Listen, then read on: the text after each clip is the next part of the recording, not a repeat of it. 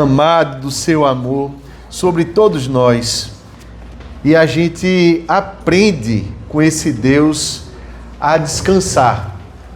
É sobre isso que a gente quer conversar agora com os irmãos. Aprender a depender de Deus na tribulação. A gente vai caminhar pelo 4º capítulo do livro de Esther. Esther era uma menina órfã. E ela era tutorada por esse que fazia a figura de pai para ela, um homem chamado Mordecai.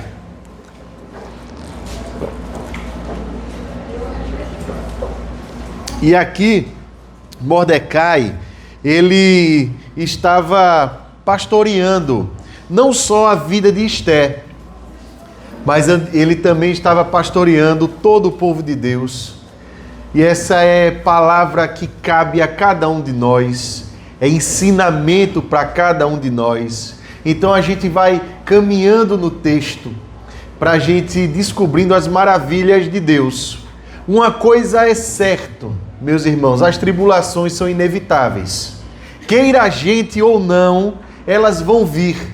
E muitas vezes a gente ainda pensa assim, mas eu sou crente, eu faço tudo direitinho, eu faço tudo certinho e mesmo assim acontecem essas coisas comigo.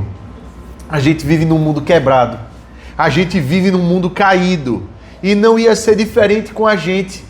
Agora, a forma como nós vamos resolver essas tribulações no nosso coração é que mostra pra gente se nós estamos num caminho de amadurecimento ou não. Vamos descobrir isso no texto? A gente vai lendo o texto, trazendo alguns pontos, elucidando alguns fatos e aplicando, tá ok? E assim a gente vai por todo o capítulo 4 do livro de Esther, que é um livro histórico. Então, ele narra, ele descreve a história tal e qual ela aconteceu, sem nos poupar de detalhes e sem trazer assim alguma espécie de elogio que não seja verdadeiro à personagem principal, a rainha Esther, ou mesmo a Mordecai. A palavra de Deus, então, ela tem muito a nos ensinar através do seu realismo, ela não esconde nada. Diz assim o começo desse capítulo: quando soube Mordecai tudo quanto se havia passado, rasgou as suas vestes e se cobriu de pano de saco e de cinza, e saindo pela cidade clamou com grande e amargo clamor. E chegou até a porta do rei, porque ninguém, vestido de pano de saco, podia entrar pelas portas do rei. Em todas as províncias aonde chegava a palavra do rei e a sua lei, havia entre os judeus grande luto, com jejum e choro e lamentação, e muitos se deitavam em pano de saco e em cinza. O que é que tinha acontecido aqui?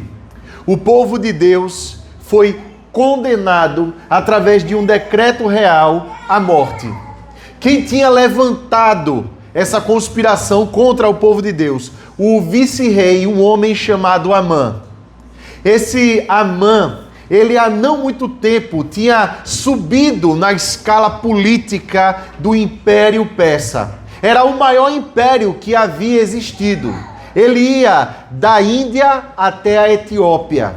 Ele cruzava então continentes, do Oriente até o Oriente Médio, até a África, chegando mesmo ali perto da Europa. Então era um império muito vasto. E o imperador era poderosíssimo. A palavra dele, então, não tinha como voltar. Pelo menos assim se pensava. Então Amã, ele lança esse decreto. O que estava por trás disso era um grande ódio que Amã tinha de um homem chamado Mordecai. Mordecai era um funcionário, não muito alto, do Império Persa. Só que quando Amã, ele ascende à condição de vice-rei, ele exige que todos se prostrem, como se ele fosse uma espécie de Deus. Mordecai, ele preferiu se manter fiel a Deus, não se curvar. E aí, por conta disso, Amã, movido por esse ódio, ele lança esse decreto. E ele promete muito dinheiro a quem se aliasse a ele nessa empreitada de destruir o povo de Deus. O povo estava espalhado por várias províncias do Império Persa.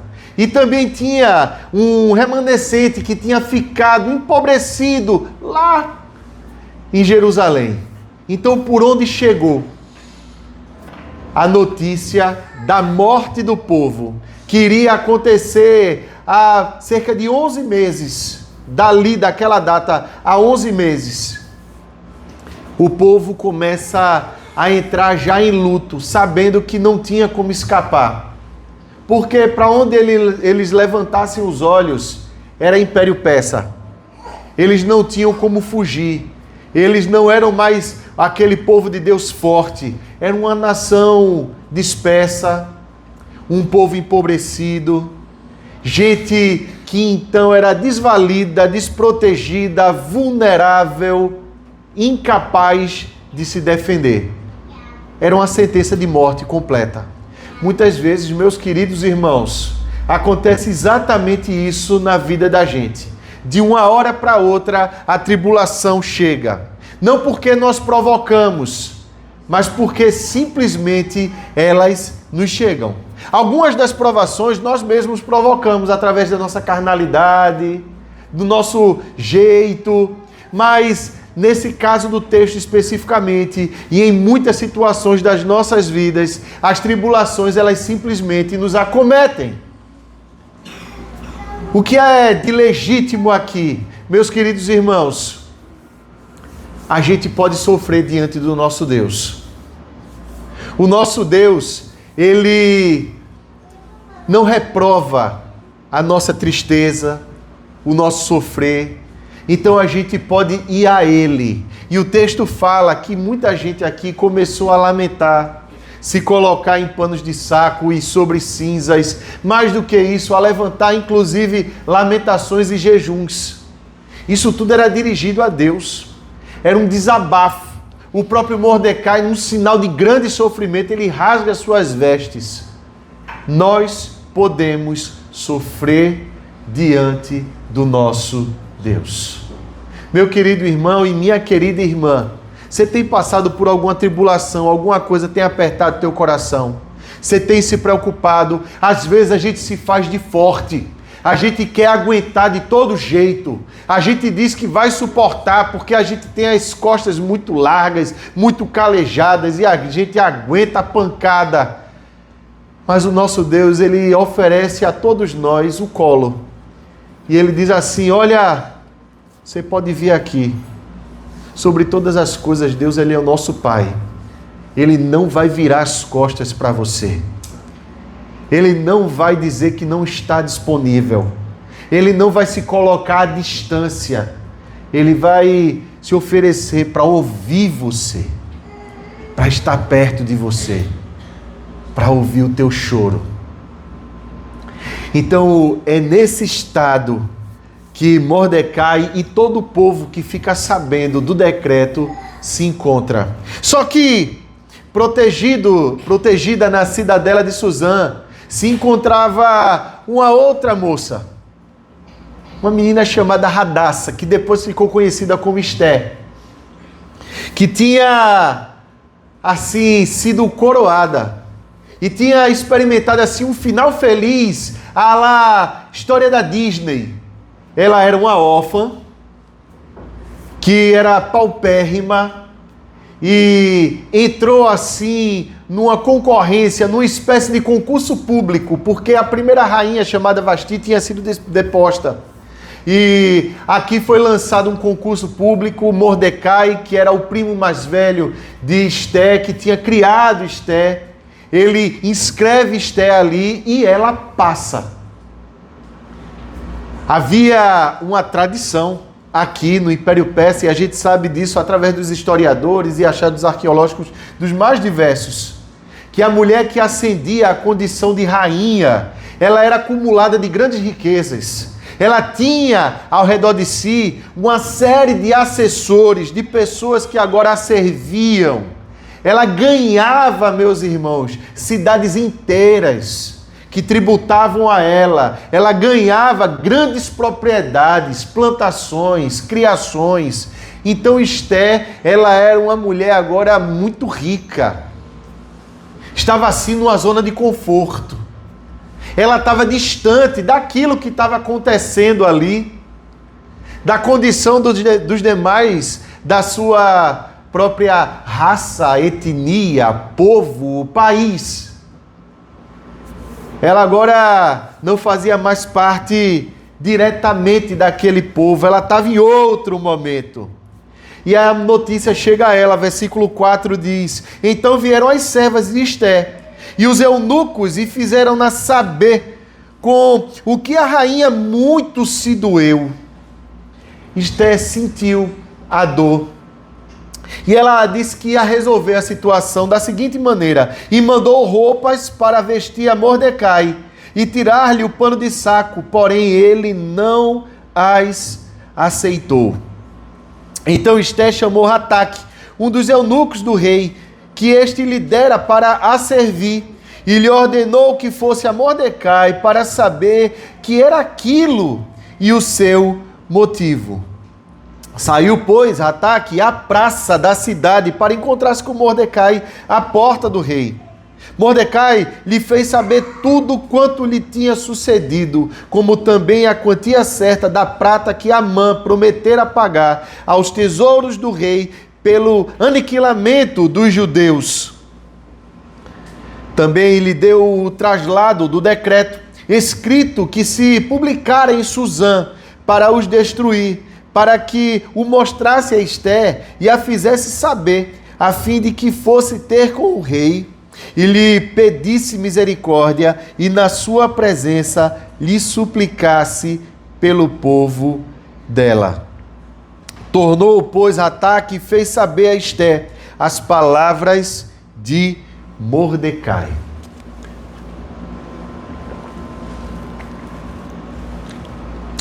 Esther, ela sabe que o primo dela estava à porta do rei, em estado de sofrimento, meus irmãos.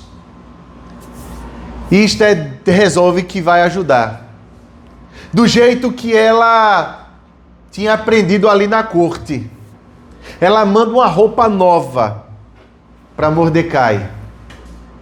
Meus irmãos, isso levanta para a gente um ponto interessante. Como é que a gente resolve a nossa tribulação? Será que é com a espécie de escapismo, como Esther estava aqui sugerindo? Era uma jovem, ela tinha 5 anos aqui que estava no trono, mas ainda era uma jovem, ela não era mais aquela adolescentezinha. Então ela já tinha um tempo aqui que ela tinha aprendido no Império Persa como é que se resolviam questões. E muitas vezes a gente acaba reproduzindo a mesma lógica.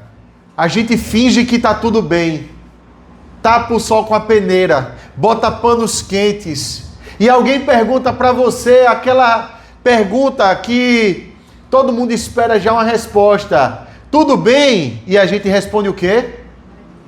Tudo bem. Ninguém quer saber como ninguém está. Como é que você vai? Tudo bem. Às vezes o coração não está bem, mas a gente bota um sorriso no rosto e às vezes a gente tenta se enganar ou tentar resolver do nosso jeito, do jeito que a gente aprendeu, do jeito que o mundo faz, do jeito que todo mundo faz. A gente quer, bota uma roupa nova, a gente tenta uma composição política. Ô Mordecai, não, Mordecai, você é meu primo mais velho, isso não vai acontecer não. Para com isso, Mordecai, vem pra cá, vamos resolver aqui. Deixa quieto, deixa pra lá. A gente tenta resolver dando o nosso jeitinho aqui. E às vezes a situação ela não se resolve, ela se avoluma. Que o digam os casamentos em crise. A gente consegue levar uma crise de casamento, uma crise de família, um diálogo adiado entre pai e filha, entre filho e pai, ou mãe, ou irmão e irmã, às vezes dentro da própria igreja, e a gente vai simplesmente levando as coisas assim. Bota uma roupa nova, vai ficar tudo bem. Desmancha essa careta, sorri. As coisas não estão bem. E a gente não tem coragem de encarar de frente a situação. As coisas não vão bem, mas a gente continua tentando levar na força do nosso braço situações que são difíceis demais. E a coisa vai piorando. O que estava acontecendo, meus irmãos, é que isso daqui era uma bomba relógio, tinha um prazo para estourar. A que ponto nós vamos permitir que a tribulação cresça até que de fato a gente haja? Porque o nosso Deus, ele não é afeito a resolver as coisas de forma superficial, meus irmãos. O nosso Deus, ele resolve a fundo, porque ele é o redentor da nossa vida. O nosso Jesus, ele não morreu para resolver a vida da gente com dinheiro, para resolver a vida da gente com cargos, para resolver a vida da gente com cursos. Ele quer resolver o nosso coração, a causa da nossa aflição lá dentro. Nosso Deus, então, ele não se dá de forma nenhuma com secundariedades, com resoluções temporárias, com coisas transitórias. Ele quer resolver de uma vez por todas a situação. Há quanto tempo, meu irmão, está acontecendo isso e a gente evita resolver? Há quanto tempo esse negócio está acontecendo e a gente vem se desviando, a gente vem deixando para lá, a gente diz que está ocupado demais, a gente muda as nossas prioridades, a gente não resolve, não olha nos olhos, não encara a situação, não admite que está doendo, a gente vai deixando a coisa ganhar volume. Aí é quando Mordecai, ele não aceita. Esther, a gente tem que resolver, Esther. Esther, a gente tem que amadurecer. A gente precisa crescer. Mordecai já tinha entendido, como pai na fé de Esther, aquilo que ela não tinha aprendido ainda e que todos nós precisamos aprender. Nós temos que encarar a situação de frente. Esther, a situação é essa daqui. Então ele traz o decreto, manda para Rataque, que era o assessor, ali o eunuco de Esther, direto, que despachava junto com a rainha, e diz assim: olha, Rataque, leva isso daqui, mostra para ela. A situação aqui é calamitosa, é impossível para a gente resolver. Meu irmão, minha irmã, a gente é ensinado, desde que a gente nasce, que a gente tem que dar jeito nas coisas da vida, que a gente tem que dar um jeito que a gente consegue, e todo mundo tem uma sugestão de como a gente deve viver a vida no Instagram, no Facebook, no seu WhatsApp ou em qualquer outra rede social. Todo mundo vai ensinar pra gente como a gente deve viver a vida. Tem coach para tudo. E eu acho muito bonito esses coaches que dizem assim: você deve fazer um investimento. Eu digo, estou investindo em todos os meus boletos. Estão todos eles sendo pagos. Não é? E eles parecem que sabem viver a vida mais do que a gente. Pior, meus irmãos. Pior. Tem gente que está entregando o coração ao ChatGPT. Que está fazendo consulta. Como é que eu resolvo isso, internet? O Deus da internet parece que tomou o lugar da providência de Deus nas nossas vidas e a gente tenta levar as coisas na força do nosso braço. Que é pior ainda, o camarada, ele não está lá muito bem, vivendo com a esposa. Aí de repente, ele está lá numa rede social dele e aí aparece uma mulher dizendo que tem mulher que está fazendo errado no casamento, tá isso, tá aquilo, tá não sei o que, não sei o que, não sei o que. Ele olha aquele negócio e diz assim, tá vendo? Eu tô certo. Ela tá errada. E vice-versa. Tá vendo? Ela tá errada. Ele tá errado e eu tô certa. Aí você guarda aquele negócio ali no seu coração e você fica alimentando aquele negócio ali. O mesmo vale de amigo para amigo, de pai para filho, de filho para pai, porque a internet ela já entendeu o negócio. Ela não quer resolver o seu problema não. Ela quer manter você conectado. É o interesse dela. Ela não tem o menor interesse em resolver a sua vida. Ela tem interesse em faturar com você, meu irmão. Então ela descobriu uma coisa, que ressentimento alimenta mais a conexão do que a solução. Então ele vai ficar alimentando teu ressentimento.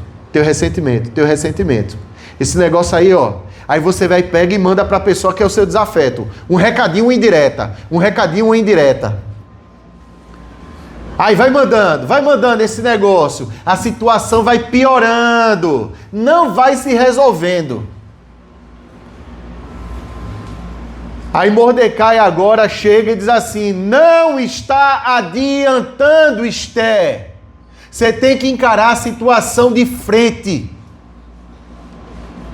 E é exatamente aí onde a gente se acovarda. Olha só o que Esther faz. Então respondeu Esther a Hataque e mandou-lhe dizer a Mordecai, todos os servos do rei e o povo das províncias do rei sabem que para qualquer homem ou mulher que sem ser chamado entrar no pátio interior para avistar-se com o rei, não há senão uma sentença, a de morte, salvo se o rei estender para ele o cetro de ouro para que viva. E eu, nesses 30 dias, não fui chamada para entrar ao rei.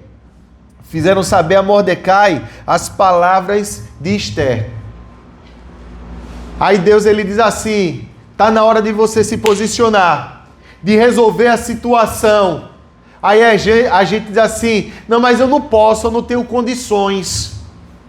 Deus chama a gente a um desafio e a gente começa a se acovardar.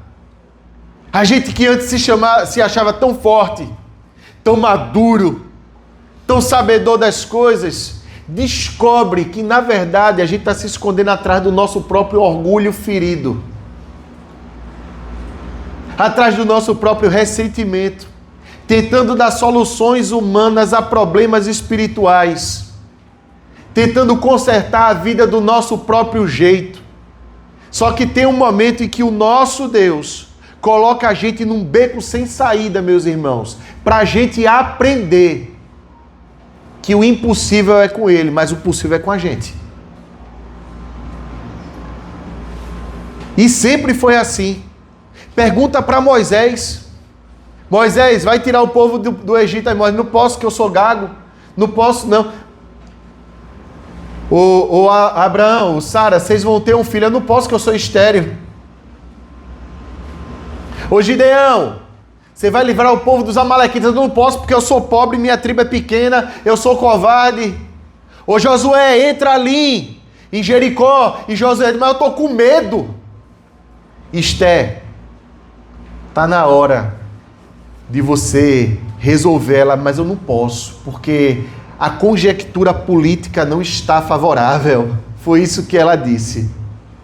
Porque há 30 dias o rei, ele não me chama. E todo mundo sabe que se eu aparecer no pátio e o rei não estender o cetro de ouro, a rainha, porque não apareceu, ela foi deposta. Quanto mais se eu for a pessoa que aparece na hora errada, eu vou morrer, Mordecai.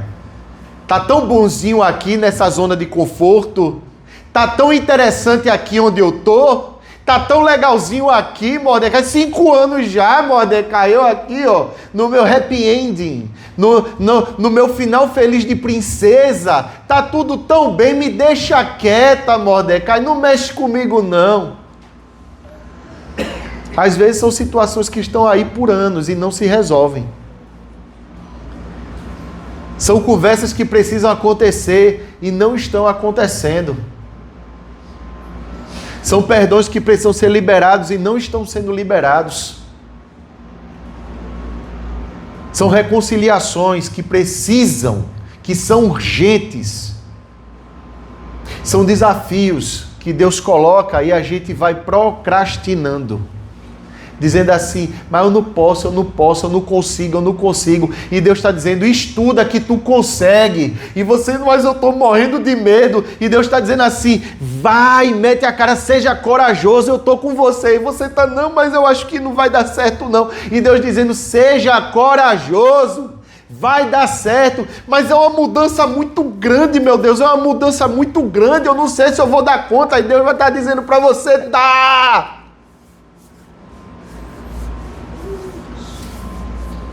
Vai dar certo. Mas vai demorar, Deus, esse negócio. E Deus vai dizer, vai ser o tempo que eu julgar necessário. Mas por que, Deus? Porque Deus, Ele coloca a gente num beco sem saída. De modo que a gente vai ter que encarar a situação. Mas é exatamente aí que a gente descobre que o nosso Deus vai à nossa frente. E que Ele move mundos e fundos, transforma circunstâncias, visita pessoas e lugares que nós não conseguimos. Porque o impossível é com Ele, mas o possível é com a gente. O que é que Deus requer de nós? Uma disposição para fazer aquilo que a gente deve fazer, não do nosso jeito, do jeito dele. A maneira de Deus. Então, meu irmão, minha irmã, seja corajosa, seja corajoso para fazer as coisas do jeito de Deus. E o nome dessa coragem se chama dependência. Dependência. Não nas nossas forças, não no nosso gênio, não no nosso jeito, não na nossa inteligência. Dependência dele. Aí está chegando o funil para Esther aqui. O beco sem saída. Então lhes disse Mordecai que respondesse a Esther: não imagines que, por estares na casa do rei, só tu escaparás entre todos os judeus. Ô Esther, você está pensando que você está numa zona de conforto, mas a tribulação chega para todo mundo, viu? Você vai ter que encarar essa situação, Esther. Porque se de todo te calares agora, de outra parte se levantará para os judeus socorro e livramento. Mordecai, ele sabia que Deus tinha um propósito para fazer com que o povo dele fosse mantido vivo. Só que uma das melhores coisas do mundo é a gente não fazer parte do problema, mas fazer parte da solução dele. O nosso Deus, Ele tem um plano de consertar esse mundo e de consertar o nosso coração. E Ele desafia todo o povo dele a se engajar nesse negócio aí. Então não é sobre as bênçãos que eu espero para mim. É sobre Deus me usar como instrumento dele para consertar um mundo quebrado. Porque Ele tem consertado o meu coração primeiro. E eu faço aquilo que Ele me criou para eu fazer. Porque a palavra fala em Efésios capítulo 2, do versículo 8 a 9. Porque pela graça sois salvos, mediante a fé, não por obras, para que ninguém se glorie. E logo depois ele fala, porque para boas obras fosses feitos. Olha aí, bota um pouquinho mais à frente aí. Pois somos feitura dele, criados em Cristo Jesus para boas obras. Nós fomos salvos com o objetivo, com o propósito de nós replicarmos as boas obras. E nesse contexto aqui, isso se chama depender dele e fazer as coisas do jeito dele.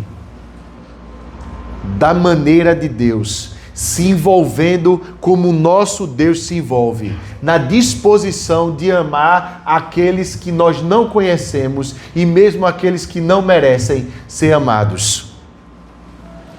Mas tu e a casa de teu pai perecereis. Aí aqui Mordecai ele lança uma ironia. E quem sabe se para conjuntura como esta é que foste elevada a rainha. Ô Esther, você acha que você foi assim, colocada assim como rainha, sem que o nosso Deus não estivesse a par disso? Você acha que você está aí porque você merece, Esther? Ou isso foi graça de Deus? Foi misericórdia dele? Foi obra dele, com um propósito muito maior. Meu querido irmão, minha querida irmã, você acha que você veio aqui nessa noitezinha de graça? Ou Deus ele está querendo ter um particular contigo? Foi para essa conjuntura que ele te trouxe aqui.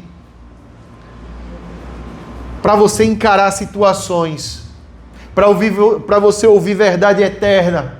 E aprender de uma vez por todas, essa coisa maravilhosa da entrega e do descanso e dizer assim, meu Deus, eu sou teu, me usa como instrumento, porque eu faço parte da solução, eu não faço parte do problema. Aí, meu irmão, minha irmã, a gente começa a ter a nossa imagem e semelhança de Deus sendo restaurada aqui. Quando a gente está sem alternativa nenhuma, muitas vezes, a gente faz o que deve ser feito. E somente quando a gente chega ao nosso limite, não é? Mas preste atenção nesse texto, no restante dele. Então disse Esther, que respondesse a Mordecai, vai, ajunta a todos os judeus que se acharem em Suzã, e jejuai por mim. As coisas mudando. E não comais nem bebais por 3 dias, nem de noite nem de dia. Eu e as minhas servas também jejuaremos. Depois irei ter com o rei, ainda que é contra a lei. Se perecer, pereci.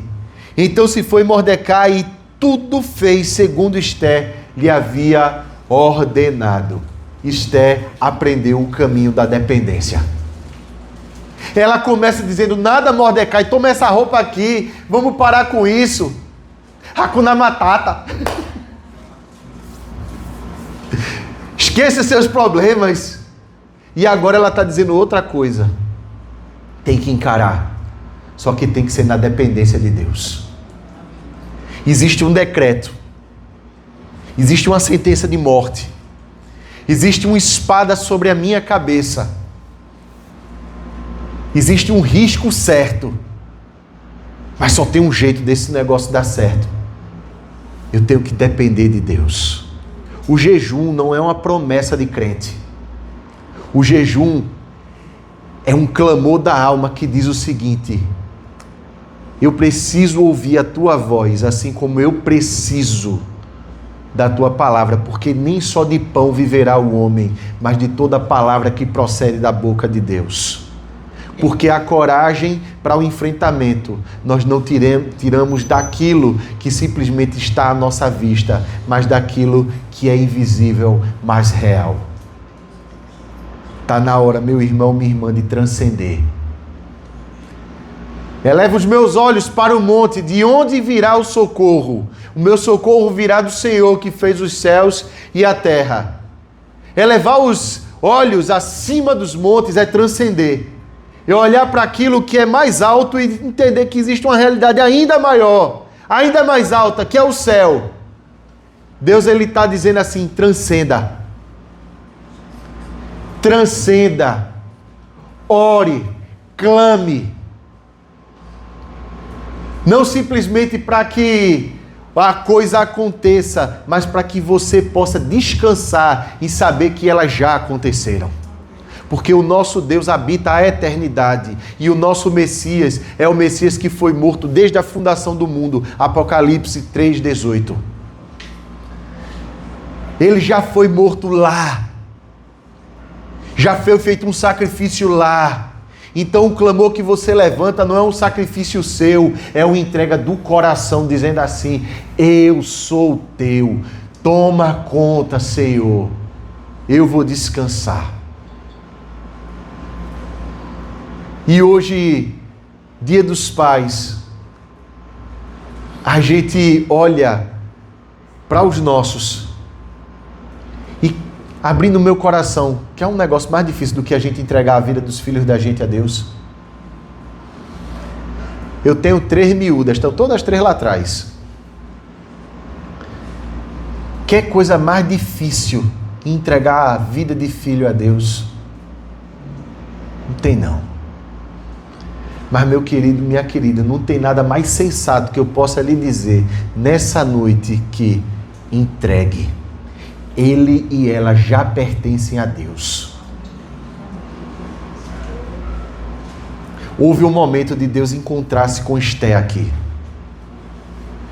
Haverá um momento dele encontrar-se com ele e com ela. É propósito dele, então descanse, meu querido. Descanse, minha querida. O que ele mais precisa nessa vida é da mão do nosso Deus sobre ele e sobre ela. Ele já está lá. Circunstâncias foram movidas e aqui a gente está chegando no final dessa conversa da gente. Tudo se fez como Esther falou. Tudo se fez como Esther tinha decretado. Ela estava agindo como rainha agora. A gente toma conta das circunstâncias da nossa vida. Não é quando a gente assume com a nossa força, é quando a gente descansa na mão daquele que pode mostrar para a gente o que a gente deve fazer e como a gente deve fazer. Aí a gente se tornou maior do que as circunstâncias, porque a gente se tornou imagem e semelhança daquele que é soberano, daquele que domina todas as coisas. Deus não está no céu estressado, andando para um lado e para o outro, dizendo: meu Deus, como é que eu vou, meu eu, como é que eu vou fazer? Ele está calmo, plácido e tranquilo, dizendo: eu já resolvi. E daqui você pode dizer: o que me faltar, ele já me deu.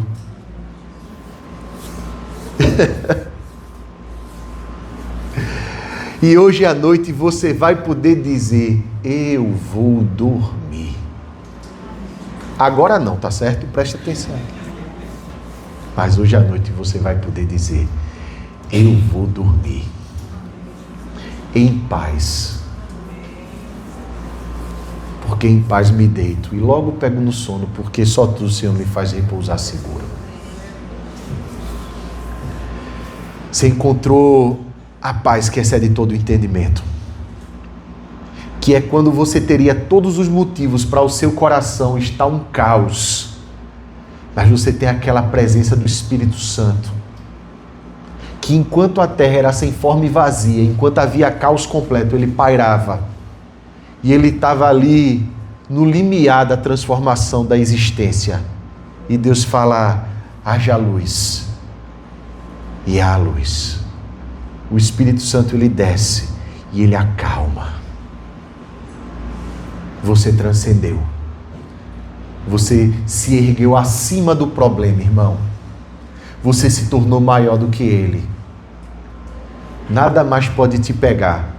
Estava resolvida a situação? Não, não estava. Mas agora Esté, ela diz assim: eu vou resolver. Ato contínuo. Ela vai chamar o rei para um banquete. Simpático, mas extremamente sábio. Meus irmãos, essa mulher era sábia. Que mulher sábia e admirável. Por isso que eu botei o nome da minha terceira filha de Esté. Ela era a mulher topada. Mulher que bota o homem para frente. Sabe como é? Como dizia aquela velha música: Só os antigos vão saber. Não que eu seja velho, que eu sei das coisas. Ela chama o rei e ela chama Amã também para um banquete. Só que aqui no capítulo 6 entra a providência de Deus. Esther, ela adia aquilo que ela tinha para falar, porque ela tinha que esperar pelo banquete do vinho.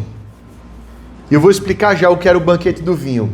Mas no capítulo 6, o rei não estava conseguindo dormir. Chamaram, o rei chamou seus eunucos e disse assim: traz aí o livro das crônicas aqui do império.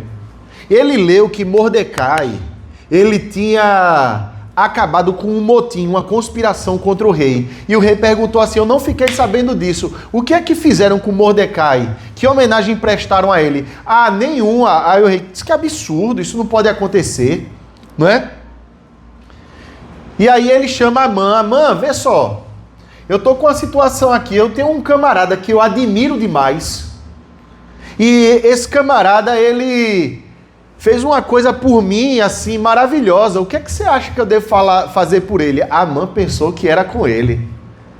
Amã, ele era narcisista ao extremo. Ele disse assim: olha, se eu fosse o senhor, toda humildade aqui, eu pegava as roupas do senhor, o cavalo do senhor, e botava esse homem para desfilar pela cidade e ser ovacionado pelo alto escalão do Império Persa. Aí, quando Amã pensou que ia crescer, o rei disse assim: chama Mordecai e faz isso por ele, você faça isso por ele. Meus irmãos, isso é providência de Deus. Esther não tinha calculado isso, Mordecai não tinha pedido por isso, mas isso tinha sido feito antes do decreto acontecer. Deus já tinha um plano sendo montado. Deus já está no futuro. Descanse, meu irmão. O seu Deus já está no futuro. Não tenha medo do dia de amanhã. Ele já está lá. Aprenda a descansar nele. Aí chega o segundo banquete. Na hora do banquete do vinho. Vocês sabem o que acontecia no banquete do vinho? Esther aqui mostra porque passou no concurso público. Ela sabia. É porque no banquete do vinho era quando as decisões de Estado mais sérias eram tomadas. E essas decisões eram irrevogáveis.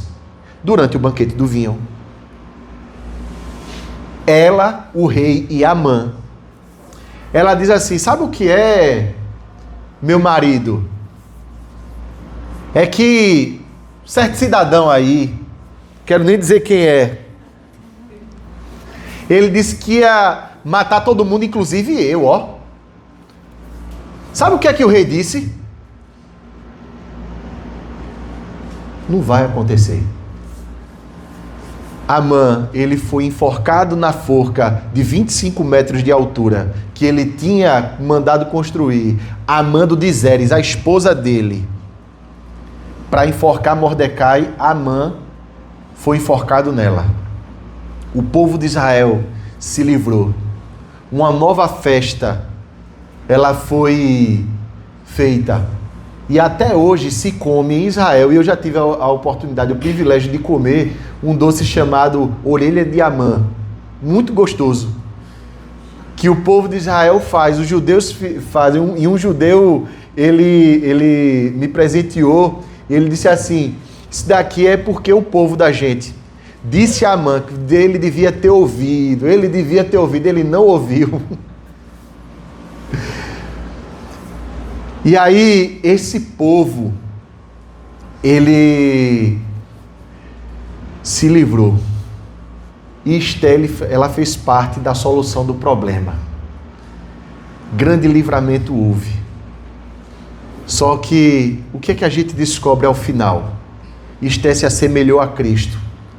Na hora que ela disse: eu estou disposta a morrer. Então, e não sem motivo, ela lança 3 dias de jejum, que equivalia aos 3 dias de morte de Cristo.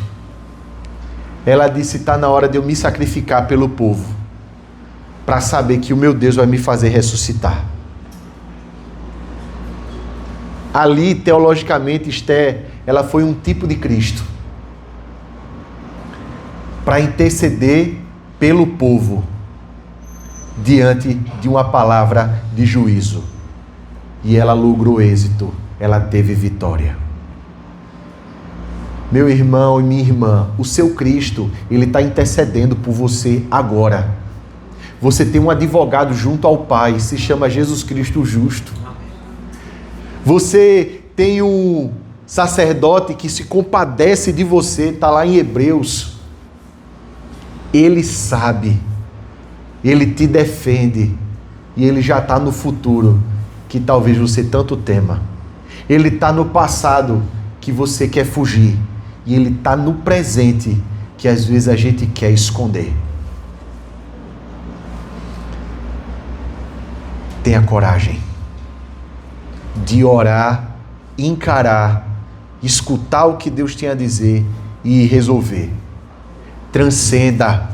Na hora que as coisas apertarem, ore. Reúna os seus para orar por você. Reúna os seus amados para orar por você. Esposa, marido, ore. Orem juntos. Pais e filhos, orem juntos. Irmãos na fé, orem uns pelos outros. O nosso Deus já ouviu e o socorro está a caminho. A gente vai agora agradecer. Vamos fazer isso agora? A gente vai orar. Eu quero que você coloque diante de Deus agora aquilo que é tribulação e que é impossível para